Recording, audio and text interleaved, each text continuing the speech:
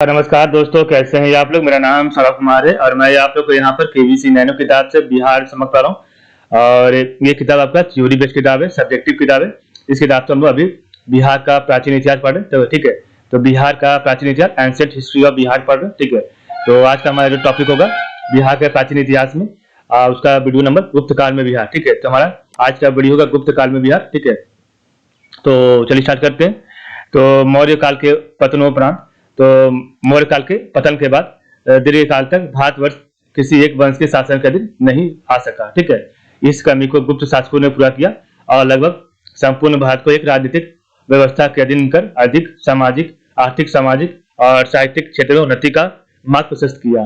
फलतः भारत के इतिहास में गुप्त काल को स्वर्ण काल कहा गया है, ठीक है। गुप्त साम्राज्य का उदय, गुप्त साम्राज्य का उदय तीसरी शताब्दी के अंत में प्रयाग के निकट कौशाम्बी में हुआ। और गुप्त वंश का प्रारंभिक राज्य आधुनिक उत्तर प्रदेश और बिहार में था। तो आपका गुप्त वंश का प्रारंभिक राज्य आधुनिक उत्तर प्रदेश और बिहार में था। गुप्त कुषाणों के सामंत थे, तो गुप्त जो है आपके कुषाणों के सामंत थे, ठीक है। और प्राचीन भारत में द्वितीय नगरीकरण से संबंधित क्षेत्र गंगा का मैदान था, क्योंकि इसी क्षेत्र में गुप्त साम्राज्य का उदय हुआ। तो प्राचीन भारत में द्वितीय नगरीकरण से संबंधित क्षेत्र गंगा का मैदान था, क्योंकि इसी क्षेत्र में गुप्त साम्राज्य का उद्भव हुआ।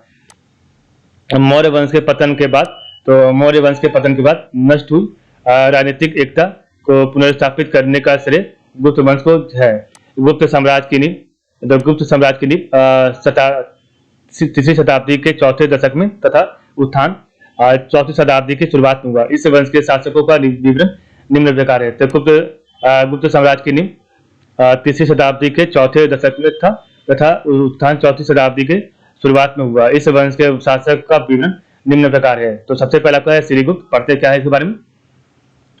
तो श्रीगुप्त प्रयाग प्रशस्ति के अनुसार, तो प्रयाग प्रशस्ति के अनुसार गुप्त वंश की स्थापना 275 ईसा पूर्व में श्रीगुप्त ने की थी। श्रीगुप्त ने अयोध्या तथा इसके पूर्व में एक पूर्व एवं सारनाथ क्षेत्र पर 240 ईसा पूर्व से 280 ईसा पूर्व तक तथा पूर्व में सारनाथ क्षेत्र में 240 ईस्वी से लेकर 280 ईस्वी तक शासन किया, ठीक है। ईसा पूर्व नहीं, आपका एडी आ गया, ठीक है, सॉरी, इसमें हम लोग एडी भी पढ़ रहे हैं, ठीक है। तो श्रीगुप्त का शासन काल था।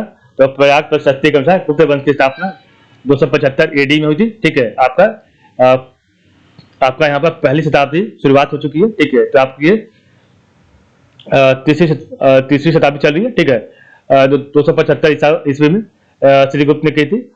श्रीगुप्त ने अयोध्या तथा इसके पूर्व में एवं सारनाथ क्षेत्र पर 240 ईस्वी से 280 ईस्वी तक शासन किया था, ठीक है। तो आपका जो है, तो सारनाथ क्षेत्र पर इसने शासन किया था, ठीक है। अयोध्या और सारनाथ क्षेत्र पर श्रीगुप्त के बाद 280 ईस्वी से लेकर 319 ईस्वी तक उसके पुत्र घटोत्कच ने शासन किया। तो श्रीगुप्त के बाद 280 ईस्वी से 319 ईस्वी तक उसके पुत्र घटोत्कच ने शासन किया। नेक्स्ट आपका घटोत्कच का जो आपका है, घटोत्कच 280 से ईस्वी से लेकर 319 ईस्वी तक इसका शासन रहा। तो घटोत्कच 280 से लेकर 319 ईस्वी तक, तो घटोत्कच श्रीगुप्त का पुत्र था।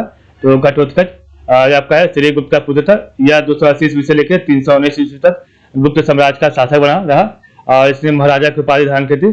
प्रभावती गुप्त के पूर्णा एवं रेतपुर ताम्रपत्र अभिलेखों में घटोत्कच को गुप्त वंश का प्रथम राजा बताया गया है, ठीक है।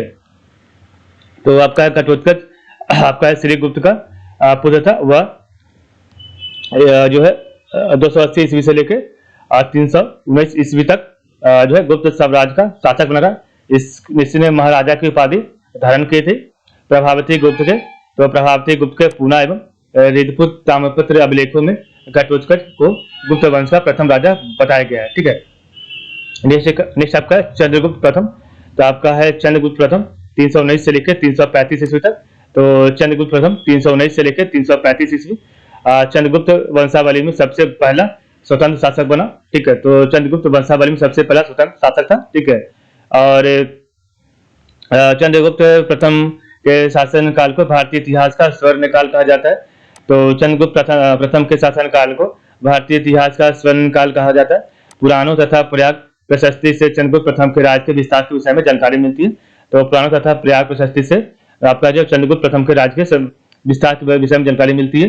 कुमार देवी के साथ विवाह संबंध करके, तो कुमार देवी के साथ विवाह संबंध करके चंद्रगुप्त प्रथम ने वैशाली राज्य प्राप्त किया था। ठीक है, चंद्रगुप्त प्रथम ने कौशाम्बी तथा कौशल के राज्यों को जीतकर अपने राज्यों में मिलाया था। तो चंद्रगुप्त प्रथम ने कौशाम्बी तथा कौशल राज्यों को जीतकर अपने राज्यों में मिलाया था तथा साम्राज्य की राजधानी पाटलिपुत्र में स्थापित की। गुप्त वंश में, तो गुप्त वंश में सर्वप्रथम चंद्रगुप्त प्रथम ने ही सोने के सिक्के चलाया था और इन सिक्कों पर एक तरफ चंद्रगुप्त व कुमार देवी राजा रानी के चित्र बने हुए, जबकि दूसरी तरफ लक्ष्मी की आकृति है। तो गुप्त वंश में सर्वप्रथम चंद्रगुप्त प्रथम ने ही सोने के सिक्के चलाया था और इन सिक्कों पर एक तरफ चंद्रगुप्त व कुमार देवी राजा रानी का चित्र बने हुए, जबकि दूसरी तरफ लक्ष्मी की आकृति है। ठीक है, नेक्स्ट आपका है समुद्रगुप्त। तो आपका समुद्रगुप्त का शासनकाल 335 ईस्वी से लेकर 375 ईस्वी तक था और समुद्रगुप्त का जन्म लिच्छवी राजकुमारी कुमार देवी के गर्भ में हुआ था। तो समुद्रगुप्त का जन्म लिच्छवी राजकुमारी कुमार देवी के गर्भ से हुआ था। इन्हें परक्रमांक कहा गया, इन्हें परक्रमांक कहा गया है। और समुद्रगुप्त का शासनकाल राजनीतिक एवं सांस्कृतिक दृष्टि से गुप्त साम्राज्य के उत्कर्ष का काल माना जाता है। तो आपका है समुद्रगुप्त का शासनकाल राजनीतिक एवं सांस्कृतिक दृष्टि से गुप्त साम्राज्य के उत्कर्ष का काल माना जाता है। हरिसेन समुद्रगुप्त का मंत्री एवं दरबारी कवि था। तो हरिसेन समुद्रगुप्त का मंत्री एवं दरबारी कवि था। हरिसेन द्वारा रचित, तो हरिसेन द्वारा रचित पर्याप्त प्रशस्ति से समुद्रगुप्त के राज्यरोहण, विजय तथा साम्राज्य विस्तार के संबंध में जानकारी प्राप्त होती है। बाण भट्ट का जन्म बिहार के औरंगाबाद जिला के हसनपुरा प्रखंड में हुआ था। तो बाण भट्ट का जन्म बिहार के औरंगाबाद जिले के हसनपुरा प्रखंड में हुआ था। और समुद्रगुप्त ने महाराजा धीराज की उपाधि धारण की थी। समुद्रगुप्त ने महाराजा धीराज की उपाधि धारण की थी। समुद्रगुप्त के लगातार विजय अभियानों को देखते हुए बीएस पित्त ने उसे भारत का नेपोलियन की उपाधि दी थी। तो आपका जो है समुद्रगुप्त ने लगातार विजय अभियानों को देखते हुए बीएस पित्त ने उसे भारत का नेपोलियन की उपाधि दी थी। ठीक है, समुद्रगुप्त एक असाधारण सैनिक योग्यता वाला उच्च कोटि का विद्वान था तथा विद्या का उदार संरक्षक था। उसे कविराज भी कहा गया है। तो समुद्रगुप्त एक असाधारण सैनिक योग्यता वाला उच्च कोटि का विद्वान तथा विद्या का उदार संरक्षक था। उसे कविराज भी कहा गया है। ठीक है, वह महान संगीतक जिसे वीणा वादन का शौक था।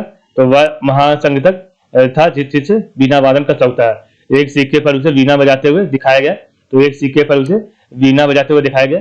इसने प्रसिद्ध बौद्ध विद्वान वसुबंधु को अपना मंत्री नियुक्त किया था।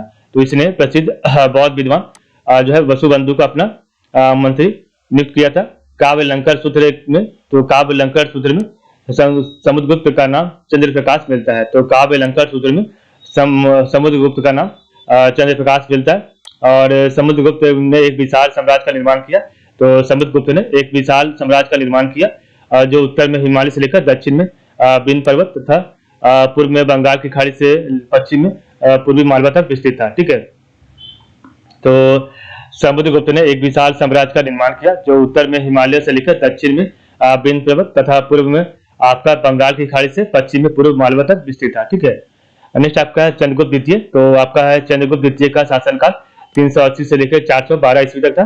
और समुद्रगुप्त के बाद गुप्त वंशावली में चंद्रगुप्त द्वितीय का नाम उल्लेखनीय है। और हालांकि इन दोनों शासकों के बीच रामगुप्त नामक दुर्बल शासक के अस्तित्व का भी पता चलता है।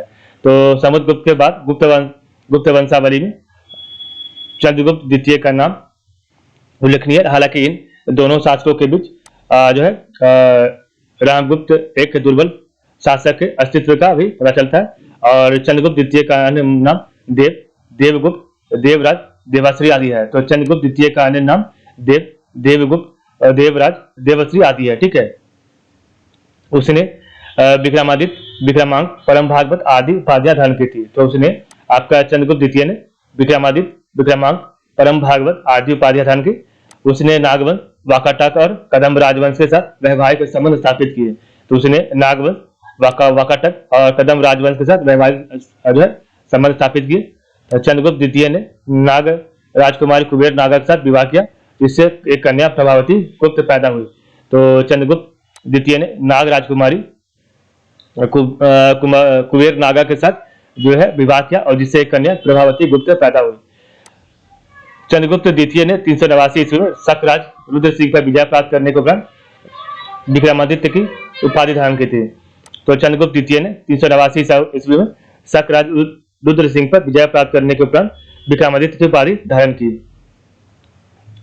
देवी चंद्रगुप्तम, तो देवी चंद्रगुप्तम विशाख दत्त एवं हर्षचरित में चंद्रगुप्त द्वितीय को शाकाहारी कहा गया। तो देवी चंद्रगुप्तम विशाख दत्त एवं हर्षचरित में चंद्रगुप्त द्वितीय को शाकाहारी कहा गया है। ऐसे शकों पर विजय प्राप्त करने को प्रयत्न किया गया। ठीक है, वाकाटकों का सहयोग पाने के लिए, तो वाकाटकों का सहयोग पाने के लिए चंद्रगुप्त ने अपनी पुत्री प्रभावती गुप्त का विवाह वाकाटक नरेश रुद्रसेन द्वितीय के साथ कर दिया। तो वाकाटकों का सहयोग पाने के लिए चंद्रगुप्त ने अपनी पुत्री प्रभावती गुप्त का विवाह वाकाटक नरेश रुद्रसेन द्वितीय से कर दिया था। ठीक है, उसने प्रभावती गुप्त के सहयोग से गुजरात और कठियावाड़ पर विजय प्राप्त की। तो उसने प्रभावती गुप्त के सहयोग से गुजरात और कठियावाड़ पर विजय प्राप्त की। चंद्रगुप्त द्वितीय के समय में फाहियान नामक चीनी यात्री 399 ईस्वी से लेकर 414 ईस्वी तक भारत आया था। तो चंद्रगुप्त द्वितीय के समय में ही फाहियान नामक चीनी यात्री 399 ईस्वी से लेकर 414 ईस्वी तक भारत आया था। फाहियान का यात्रा वृत्तांत फुक्योकी में गुप्तकालीन भारतीय संस्कृति का सुंदर वर्णन मिलता है। तो फाहियान का यात्रा वृत्तांत फुक्योकी में गुप्तकालीन भारतीय संस्कृति का सुंदर वर्णन मिलता है। समुद्रगुप्त की मृत्यु के बाद, तो समुद्रगुप्त की मृत्यु के बाद अनेक गणराज्यों द्वारा अपनी स्वतंत्रता घोषित कर दी गई थी और तत्पश्चात चंद्रगुप्त द्वितीय द्वारा इन गणराज्यों को पुनः विजित कर गुप्त साम्राज्य के अधीन कर लिया। अपनी विजयों के परिणाम स्वरूप चंद्रगुप्त द्वितीय ने एक विशाल साम्राज्य की स्थापना की और तो अपनी विजयों के परिणाम स्वरूप चंद्रगुप्त द्वितीय ने एक विशाल साम्राज्य की स्थापना की और उसका साम्राज्य पश्चिम में गुजरात से लेकर पूर्व में बंगाल तक तथा उत्तर में हिमालय से लेकर दक्षिण में नर्मदा तक विस्तृत था। तो उसका साम्राज्य पश्चिम में गुजरात से लेकर पूर्व में बंगाल तथा उत्तर में जो है हिमालय से लेकर दक्षिण में नर्मदा तक विस्तृत था। चंद्रगुप्त द्वितीय के शासन काल में, तो चंद्रगुप्त द्वितीय के शासन काल में उसकी प्रथम राजधानी पाटलिपुत्र और द्वितीय राजधानी उज्जैनी थी। तो चंद्रगुप्त द्वितीय के शासन काल में उसकी प्रथम राजधानी पाटलिपुत्र और द्वितीय राजधानी उज्जैनी थी। चंद्रगुप्त द्वितीय का काल कला साहित्य का स्वर्ण युग कहा जाता है। तो आपका चंद्रगुप्त द्वितीय का काल कला साहित्य का स्वर्ण युग कहा जाता है। ठीक है, नेक्स्ट आपका कुमारगुप्त प्रथम। तो कुमारगुप्त प्रथम 415 से लेकर 454 ईस्वी तक। तो चंद्रगुप्त द्वितीय के बाद उसका पुत्र कुमारगुप्त प्रथम सिंहासन पर बैठा। वह चंद्रगुप्त द्वितीय की पत्नी ध्रुव देवी से उत्पन्न सबसे बड़ा पुत्र था, जबकि गोविंद गुप्त उसका छोटा भाई था। ठीक है, और कुमारगुप्त प्रथम का शासन शांति और सुव्यवस्था का काल था। साम्राज्य की उन्नति पराकाष्ठा पर थी। गुप्त सेना ने पुष्यमित्रों को बुरी तरह परास्त किया था। गुप्त सेना ने पुष्यमित्रों को बुरी तरह जो हरा दिया था। कुमारगुप्त ने अपने विशाल साम्राज्य की पूरी तरह रक्षा की, जो उत्तर में हिमालय से लेकर दक्षिण में नर्मदा तथा पूर्व में बंगाल की खाड़ी से लेकर पश्चिम में अरब सागर तक विस्तृत था। तो कुमारगुप्त ने अपने विशाल साम्राज्य की पूरी तरह जो रक्षा की और जो उत्तर में हिमालय से दक्षिण में नर्मदा तथा पूर्व में बंगाल की खाड़ी से लेकर पश्चिम में अरब सागर तक विस्तृत था। कुमारगुप्त के अभिलेखों में, तो कुमारगुप्त प्रथम के अभिलेखों या मुद्राओं से ज्ञात होता है कि उसने महेंद्र कुमार, श्री महेंद्र और महेंद्रादित्य आदि उपाधियां धारण की थी। ठीक है, कुमारगुप्त प्रथम स्वयं वैष्णव धर्मानुयायी था। तो कुमारगुप्त प्रथम स्वयं वैष्णव धर्मानुयायी था, किंतु उसने धर्म सहिष्णुता की नीति का पालन किया। गुप्त शासकों में सर्वाधिक अभिलेख कुमारगुप्त के ही प्राप्त हुए हैं। तो आपको जो है गुप्त शासकों में सर्वाधिक अभिलेख कुमारगुप्त के ही प्राप्त हुए हैं। ठीक है, इसने अधिकाधिक संख्या में मयूर आकृति की रजत मुद्राएं प्रचलित की। तो इसने सिल्वर कॉइन जो है, तो इसने अधिकाधिक संख्या में मयूर आकृति की सिल्वर कॉइन जो है प्रचलित की थी कुमारगुप्त प्रथम के शासन काल में। तो कुमारगुप्त प्रथम के शासन काल में दुनिया का प्राचीनतम नालंदा विश्वविद्यालय की स्थापना की गई थी और जिसपे विभिन्न विषयों के 10,000 से अधिक छात्र अध्ययन करते थे। नालंदा विश्वविद्यालय में एक विशाल पुस्तकालय था। तो नालंदा विश्वविद्यालय में एक जो है विशाल पुस्तकालय था, जिसके प्रमुख भाग रत्न रंजक, रत्न सागर और रत्नोदधि आदि थे। ठीक है, तो नालंदा विश्वविद्यालय में एक विशाल पुस्तकालय था, जिसके प्रमुख भाग रत्न रंजक, रत्न सागर, रत्नोदधि आदि थे। ठीक है, नेक्स्ट आपका स्कंदगुप्त, जिसका जो है आपका स्कंदगुप्त 455 ईस्वी से लेकर 467 ईस्वी तक था। तो स्कंदगुप्त का आपका शासन का 455 एडी से लेकर 467 एडी तक था। तो पुष्य मित्र के आक्रमण के समय ही गुप्त शासक कुमारगुप्त प्रथम की 455 ईस्वी में मृत्यु हो गई।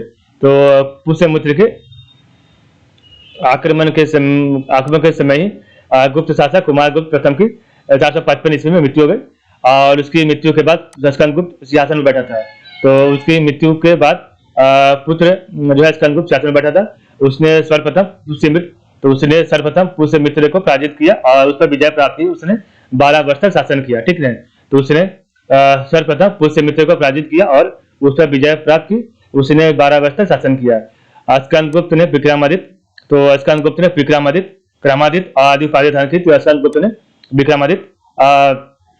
क्रमादित्य आदि उपाधि धारण की थी। जूनागढ़ अभिलेख से पता चलता है कि स्कंदगुप्त के शासनकाल में भारी वर्षा के कारण सुदर्शन झील का बांध टूट गया था। तो जूनागढ़ अभिलेख से पता चलता है कि स्कंदगुप्त के शासनकाल में भारी वर्षा के कारण सुदर्शन झील का बांध टूट गया था। सुदर्शन झील पुनर्द्वार का कार्य सौराष्ट्र के गवर्नर पंडित का पुत्र चक्रपाली द्वारा संपन्न किया गया था। तो सुदर्शन झील पुनर्द्वार का कार्य सौराष्ट्र के गवर्नर पंडित का पुत्र चक्रपाली द्वारा जो है संपन्न किया गया था। उसने झील के किनारे विष्णु मंदिर का निर्माण करवाया था। तो उसने झील के किनारे जो है विष्णु मंदिर का निर्माण करवाया था। हुनों का प्रथम आक्रमण स्कंदगुप्त के काल में ही हुआ था। तो हुनों का प्रथम आक्रमण स्कंदगुप्त के काल में हुआ था। स्कंदगुप्त के जूनागढ़ अभिलेख के अनुसार हुनों को मलेच्छ कहा गया है। तो स्कंदगुप्त के जूनागढ़ अभिलेख के अनुसार हुनों को मलेच्छ कहा गया है। स्कंदगुप्त ने हुनों के आक्रमण से रक्षा कर अपनी संस्कृति को नष्ट होने से बचाया था। तो स्कंदगुप्त ने हुनों के आक्रमण से रक्षा कर अपनी संस्कृति को नष्ट होने से बचाया। अपने शासन के अंतिम दिनों में प्रशासनिक सुविधा के दृष्टिकोण से स्कंदगुप्त ने अपनी राजधानी अयोध्या स्थानांतरित किया था, ठीक है। तो अपने शासन के अंतिम दिनों में प्रशासनिक सुविधा के दृष्टिकोण से स्कंदगुप्त ने अपनी राजधानी अयोध्या स्थानांतरित की थी। गुप्त वंश का अंतिम शासक भानुगुप्त था। तो गुप्त वंश का अंतिम शासक भानुगुप्त था। इसके शासनकाल में सती प्रथा का पहला साक्ष्य एरन अभिलेख से मिलता है। तो गुप्त वंश का अंतिम शासक भानुगुप्त था और इसके शासनकाल में सती प्रथा का पहला साक्ष्य एरन अभिलेख से मिलता है। सुल्तानगंज भागलपुर में कांस्य से निर्मित, तो आपका सुल्तानगंज भागलपुर में कांस्य से निर्मित 2 मीटर ऊंची भगवान बुद्ध की प्रतिमा गुप्तकालीन है। तो सुल्तानगंज भागलपुर में कांस्य से निर्मित 2 मीटर ऊंची भगवान बुद्ध की प्रतिमा गुप्तकालीन है। और सुल्तानगंज का अजगैबीनाथ, तो सुल्तानगंज का अजगैबीनाथ मंदिर तथा कहलगांव के समीप स्थित कुहां भी गुप्त काल में निर्मित है, ठीक है। गुप्त साम्राज्य का 550 ईस्वी में पतन हो गया। तो गुप्त साम्राज्य का 550 ईस्वी में पतन हो गया। और कुमारगुप्त तृतीय गुप्त वंश का अंतिम शासक था। इसके बाद गुप्त साम्राज्य का पूरी तरह से पतन शुरू हो गया, ठीक है। हर्षवर्धन के समय में माधव गुप्त मगध के सामंत के रूप में शासन करता था। वह हर्ष का घनिष्ठ मित्र और विश्वासपात्र था। तो हर्षवर्धन के समय में माधव गुप्त मगध के सामंत के रूप में शासन करता था। वह हर्ष का घनिष्ठ मित्र और विश्वास पात्र था। हर्ष जब शशांक को दंडित करने हेतु गया तो माधव गुप्त साथ गया था। उसने 650 ईस्वी तक शासन किया। तो हर्ष जब शशांक को दंडित करने हेतु गया तो माधव गुप्त साथ था। तो उसने 650 ईस्वी तक शासन किया था। हर्ष की मृत्यु के बाद उत्तर भारत में अराजकता की फैली। तो माधव गुप्त ने भी अपने को स्वतंत्र शासक घोषित कर दिया। तो हर्ष की मृत्यु के उपरांत उत्तर भारत में अराजकता फैली। तो माधव गुप्त ने भी अपने को स्वतंत्र शासक घोषित कर दिया। गुप्त काल में भूमि राजस्व की दर सामान्यतः उपज का छठा भाग था। तो गुप्त काल में भूमि राजस्व की दर सामान्यतः उपज का छठा भाग था। और धर्मशास्त्रों में राजस्व की दर 4/6 मानी जाती है। तो धर्मशास्त्रों में आपका राजस्व की दर 4/6 मानी जाती है। भागवत अथवा वैष्णव धर्मों में गुप्त राजाओं के शासन काल में चरमोत्कर्ष पर था, ठीक है। तो भागवत और वैष्णव धर्म का गुप्त राजाओं के शासन काल में चरमोत्कर्ष पर था, ठीक है।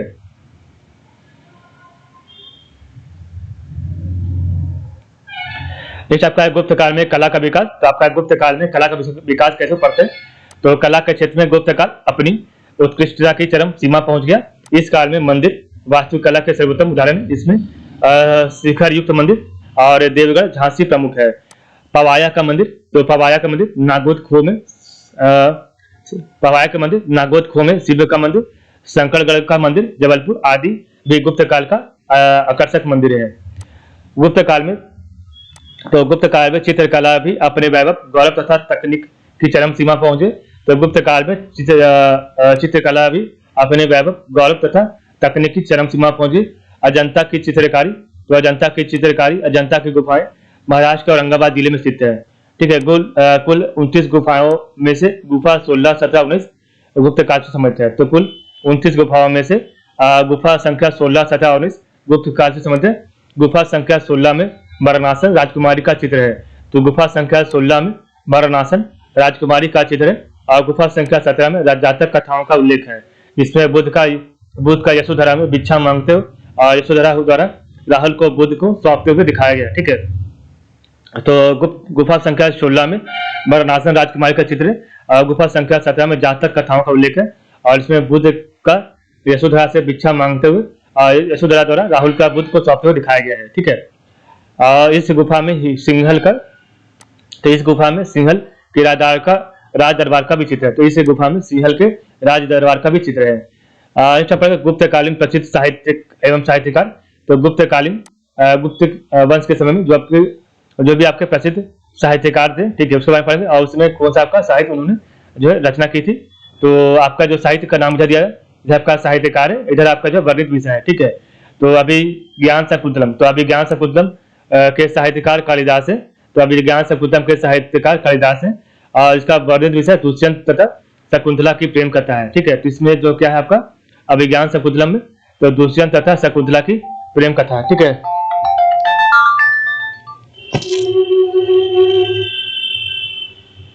मालविका का मित्र, तो मालविका के मित्र आपके साहित्यकार जो है कालिदास है, और अग्निमित्र तथा मालविका की प्रेम कथा ही। ठीक है, विक्रमोर्वशीयम, तो विक्रमोर्वशीयम में कालिदास, ठीक है, पुरूरवा एवं उर्वशी की प्रेम कथा है। ठीक है, तो विक्रमोर्वशीयम में आपका जो है कालिदास साहित्यकार, और पुरूरवा एवं उर्वशी की प्रेम कथा। स्वप्नवास दत्ता, तो स्वप्नवास दत्ता में भास जो है उदयन तथा वासव दत्ता की कथा है। ठीक है, मुद्रा राक्षस में जो आपका मुद्रा राक्षस विशाख दत्त साहित्यकार है, और चंद्रगुप्त मौर्य से संबंधित कथा है ये। देवी चंद्रगुप्त विशाख दत्त और चंद्रगुप्त एवं ध्रुव स्वामिनी के विवाह का वर्णन है। वृक्ष कटिकम, तो ये आपका सुंदरक, ठीक है, तो सुंदरक आपके साहित्यकार है, और ब्राह्मण चारुदत्त तथा गणिका वसंत सेना की कहानी इसमें दी गई है। ठीक है, तो गुप्तकालीन प्रसिद्ध साहित्य एवं साहित्यकार। ठीक है, तो आपका जो है अभिज्ञान शकुंतलम कालिदास, ठीक है, और दुष्यंत तथा शकुंतला की प्रेम कथा।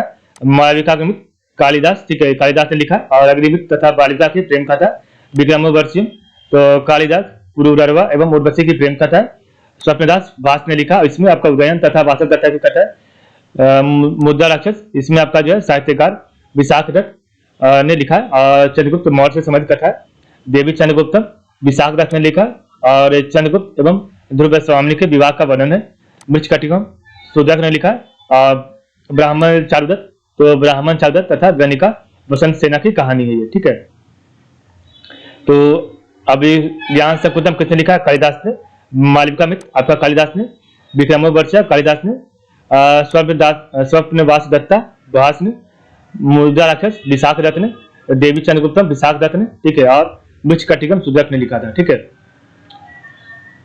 यहाँ पर हम एक पढ़ते आपका सुदर्शन झील के बारे में। तो आपका सुदर्शन झील क्या है? तो सुदर्शन झील का निर्माण प्रथम मौर्य सम्राट चंद्रगुप्त मौर्य के समय सौराष्ट्र प्रांत के राज्यपाल पुष्यमित्र वैश्य ने पश्चिमी भारत में सिंचाई की सुविधा के लिए करवाया था। तो सुदर्शन झील का निर्माण जो है प्रथम मौर्य सम्राट चंद्रगुप्त मौर्य के समय सौराष्ट्र प्रांत के राज्यपाल पुष्यमित्र वैश्य ने पश्चिमी भारत में सिंचाई की सुविधा के लिए करवाया था। जूनागढ़ अभिलेख से पता चलता है कि स्कंदगुप्त के शासन काल में भारी वर्षा के कारण ऐतिहासिक सुदर्शन झील का बांध टूट गया था। तब सौराष्ट्र प्रांत के राज्यपाल परमदत्त के पूर्व चक्रपाली जो कि गिरनार नगर का नगरपति था, उसने झील के बांध का पुनर्निर्माण 455 से 56 ईस्वी में करवाया था। तो जूनागढ़ अभिलेख से पता चलता है कि स्कंदगुप्त के शासन काल में भारी वर्षा के कारण ऐतिहासिक सुदर्शन झील का बांध टूट गया था। तब स्वराज प्रांत के राज्यपाल परमदत्त के पुत्र चक्रपालित, जो कि गिरनार नगर का नगरपति था, उसने झील के बांध का निर्माण 455 से 56 इसमें करवाया था। अशोक के समय में, यवन तुसाम ने भी झील पर बांध का निर्माण करवाया था। तो अशोक के समय में भी यवन तुसाम ने भी इस झील पर बांध का निर्माण करवाया था। पहली बार शक महाक्षत्रप रुद्रदामन 130 से 150 ईस्वी के समय यह बांध टूट गया, जिसका पूरा निर्माण उसने अपने राज्यपाल सुविशाख के निधन में करवाया था। ठीक है, तो पहली बार शक महाक्षत्रप रुद्रदामन 130 से 150 के समय यह बांध टूट गया, जिसका पूरा निर्माण उसने अपने राज्यपाल सुविशाख के निर्देशन में करवाया था। ठीक है, नेक्स्ट हम लोग कल पढ़ेंगे आपका गुप्तोत्तरकालीन बिहार। ठीक है, तो आज के लिए बस होता है। आप लोग का बहुत बहुत धन्यवाद।